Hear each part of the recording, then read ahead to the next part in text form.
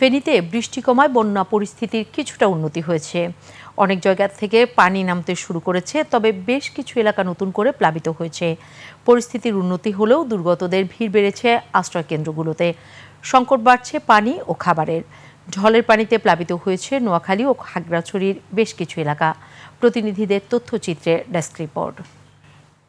জীবন অবাক না করলে কে করবে? 28% মিল্ক ফ্যাটের অবাক করার সাথে ফ্রেশ মিল্ক পাউডার। জীবন অবাক করুক প্রতিদিন। পাহাড়ি ঢল আর বৃষ্টির পানিতে মুহুরী নদীর বাঁধ ভেঙে যায়। পানির জল ঢুকে পানিবন্দী ফেনীর ফুলগাজী ও পরশুরাম উপজেলা সহ 110 গ্রামের মানুষ। তবে গত দুদিনের তুলনায় বৃষ্টি কিছুটা কমে এসেছে। এতে বন্যা পরিস্থিতির কিছুটা উন্নতি হয়েছে, কমেছে পানি, কিন্তু কাটছে না মানবিক সংকট। আশ্রয় কেন্দ্রে যাচ্ছেন দুর্গতরা। এদিকে বানের পানি কিছুটা কমে এলেও নতুন করে প্লাবিত হচ্ছে নতুন নতুন এলাকা। জেলা সদরের সঙ্গে ফুলগাজী ও পরশুরাম উপজেলার সড়ক পথ দিয়ে যোগাযোগ বিচ্ছিন্ন, বিদ্যুৎ বিচ্ছিন্ন দুই উপজেলার 31,000 গ্রাহক।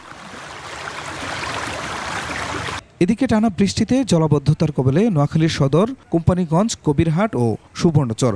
অনেকের বসতঘরে পানি ঢুকেছে। বন্ধ ঘোষণা করা হয়েছে 4 উপজেলার প্রাথমিক ও মাধ্যমিক বিদ্যালয়। ডুবে আছে জেলা শহর মাইজদির বিভিন্ন সড়ক। পানিবন্দী এসব এলাকার বাসিন্দারা। টানা বৃষ্টিতে জলাবদ্ধতা সৃষ্টি হয়েছে সাতক্ষীরা পৌরসভা সহ সদর উপজেলার নিচু এলাকায়। পানিবন্দী হাজার হাজার মানুষ, বিপর্যস্ত জনজীবন।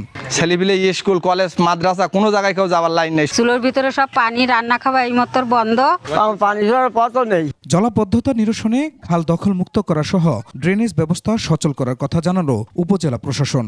কিছুটা জলাবদ্ধতা তৈরি হয়েছে, তো এরকম যে সমস্ত নিচু এলাকা আছে আমাদের সাতক্ষীরা পৌরসভার মধ্যে, সেগুলোতে আমরা দ্রুত যাতে জলাবদ্ধ না হয় সেই ব্যবস্থা উপজেলা প্রশাসন নিচ্ছে। ভারী বর্ষণে প্লাবিত হয় খাগড়াছড়ি দীঘিনালা উপজেলার নিম্নাঞ্চল, তবে বৃষ্টি কমায় পানি নামতে শুরু করেছে।